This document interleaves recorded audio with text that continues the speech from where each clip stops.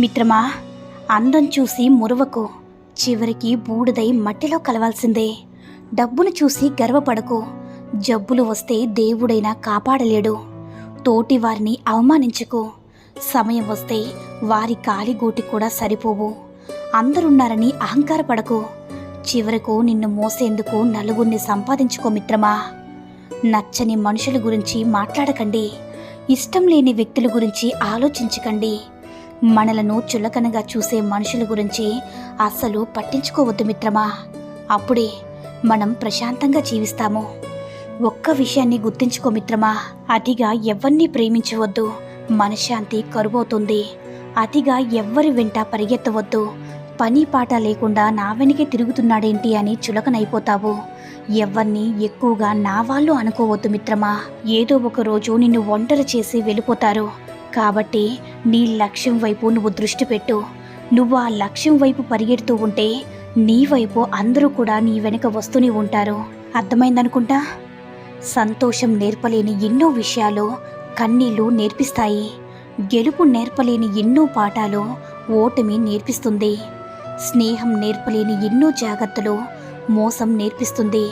అందుకే అంటారేమో, ఏమి జరిగినా మన మంచికే అని. కాదంటారా? బంధాల విలువ తెలియని ఆడది, బాధ్యతల విలువ తెలియని మగాడు వాళ్ళ జీవితాలు వారిని నాశనం చేసుకుంటారు. అవునా?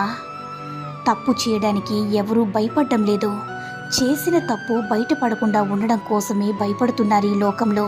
అంతే కదా మిత్రమా. నువ్వు అలా చెయ్యు, ఇలా చెయ్యు, ఇది చేస్తే బాగుంటావు, ఇలా చేసి ఉండాల్సింది అని కొంతమంది మనకి ఎప్పుడూ చెప్తూ ఉంటారు. పట్టించుకోకు మిత్రమా. నీ మనసు చెప్పింది చెయ్యు, నీకు నచ్చింది చెయ్యు, నచ్చితే మాత్రమే చెయ్యి మిత్రమా. ఎందుకంటే నీ గురించి నీకంటే బాగా ఇంకెవ్వరికీ తెలియదు కదా. మనశ్శాంతి లేని జీవితం మరణం కంటే ఎక్కువ బాధని అనిపిస్తుంది. మరణం వస్తే ఒక్కసారి చనిపోతాం, కానీ మనసులో ఉన్న బాధ మాత్రం ప్రతి క్షణం కూడా చంపుతుంది మిత్రమా. 1-2 లోపాలున్నాయని మొత్తం మానవత్వం మీదే నమ్మకాన్ని పోగొట్టుకోకు. మానవత్వం అనేది మహాసముద్రం లాంటిది.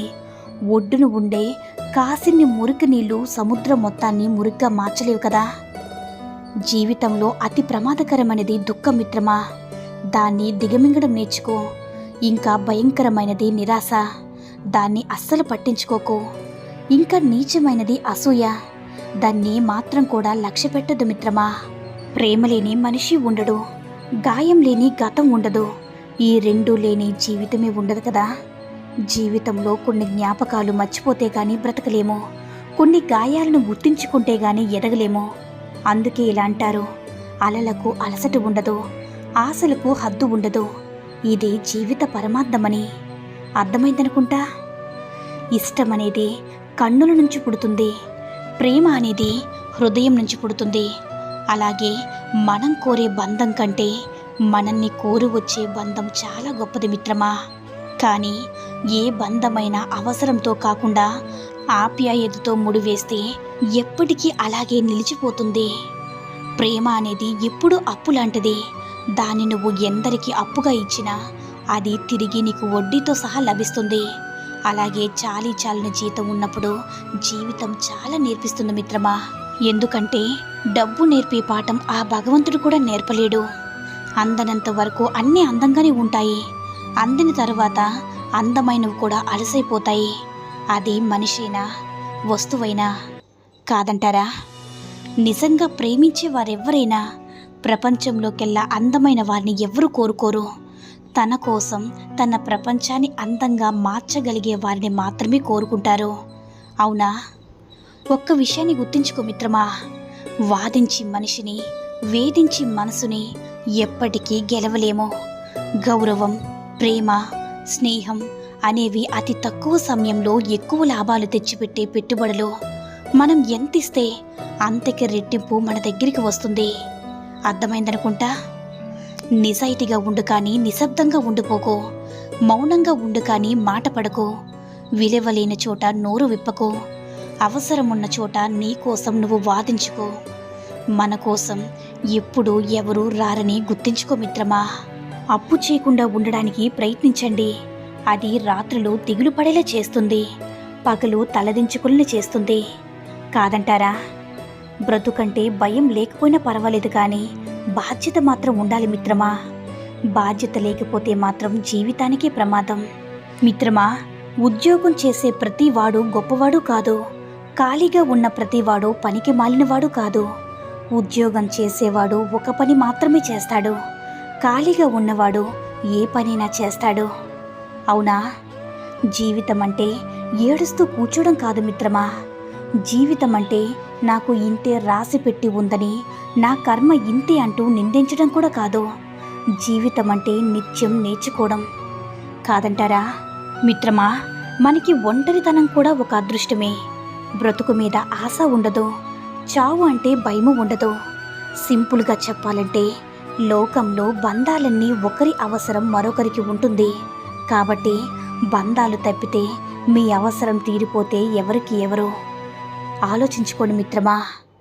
చాలామంది గుర్తించిన విషయం, మనిషి జీవితంలో ప్లస్ ఎక్కడ మొదలవుతుందో మైనస్ అక్కడే మొదలవుతుంది. ఇంకా బాగా చెప్పాలంటే మనిషి అభివృద్ధి ఎక్కడో పతనం కూడా అక్కడే మొదలవుతుంది మిత్రమా. ఆలోచన ఎంత అవధి అయినా ఉండకపోవచ్చు, క్రమశిక్షణ తప్పనిసరిగా హద్దులు ఉంటాయి. కాస్త గమనించుకో మిత్రమా. ఆత్మాభిమానం ఒక్కటే జీవితంలో ఉంటే సరిపోదు. దానికి ధైర్యం, సాహసం, తెగువ, తెలివితేటలు, ప్రణాళిక, ఇంకా దైవబలం కూడా తోడు ఉండాలి. లేకపోతే నీ జీవితం అర్ధాంతరంగా ముగించాల్సి వస్తుంది. నలుగురిలో తలెత్తుకోలేవు మిత్రమా. జీవితంలో ఎదగాలంటే ఒదిగి ఉండాలి, సైక్యతతో మెలగాలి అనేది ఒకప్పుడు మాట. అలా ఉంటే పాత చింతకాయ పచ్చడి అంటున్నారు. ఒక్కసారి మాటకు మాట, చేతకు చేత చూపిస్తే నిన్ను అనడానికి కూడా తటపాట ఇస్తారు మిత్రమా. ఇదే నేటి సమాజం. మీ దగ్గర ఏమీ లేదంటే అది మన తప్పు కాకపోవచ్చు, కానీ మన దగ్గర ఒక స్నేహితుడు కూడా లేడంటే మాత్రం అది తప్పకుండా మన తప్పే అవుతుంది. నలుగురికి ఎప్పుడూ నచ్చాలనుకోక మిత్రమా. నీకు నువ్వు నచ్చితే చాలు. ఈ ప్రపంచంలో ఏది శాశ్వతం కాదు, కానీ నువ్వు చేసే మంచి పని శాశ్వతం. నీ వ్యక్తిత్వమే శాశ్వతం. ముఖంపై చేదుగా మాట్లాడేవారు ఎప్పుడూ మోసం చేయరు. భయపడవలసింది తీయగా మాట్లాడే వారితోనే. మనసులో అసూయ పెంచుకుంటారు, సమయం వచ్చినప్పుడు మారిపోతారు. అర్థం బలహీనమైనదే, కానీ నిజాన్ని చూపడంలో ఎప్పుడు కూడా భయపడదు. అర్థమైందనుకుంటా. ఎవరైనా సరే నువ్వు వాళ్ళతో ఉన్నంతకాలమే నిన్ను పట్టించుకుంటారు మిత్రమా.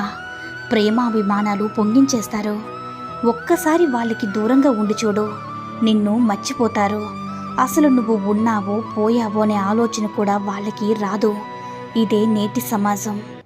నేటి సమాజంలో మంచి మనిషిగా గుర్తించబడాలంటే తప్పులు చేయకు, అప్పులు అస్సలే చేయకు. అర్థమైందనుకుంటా. మిత్రమా, ఒక పురుషుడు తన భార్యను మోసం చేస్తున్నా కూడా ఆమెను ప్రేమిస్తూనే ఉంటాడు. కానీ ఒక స్త్రీ తన భర్తను మోసం చేస్తుంటే మాత్రం అతన్ని ఎప్పటికీ ప్రేమించలేదు. అందుకే మోసం చేస్తున్న భార్యను భర్త భరించడం కంటే వదిలేయడమే మంచిది. కాదంటారా? ఈ సూక్తుల్లో ఏ సూక్తి నచ్చిందో కామెంట్ చేయండి. ఈ వీడియో కనుక నచ్చినట్లయితే మరిన్ని వీడియోస్ కోసం మన ఛానల్ని సబ్స్క్రైబ్ చేసుకుని మాకు మరింతగా సపోర్ట్ చేయండి. ధన్యవాదాలు.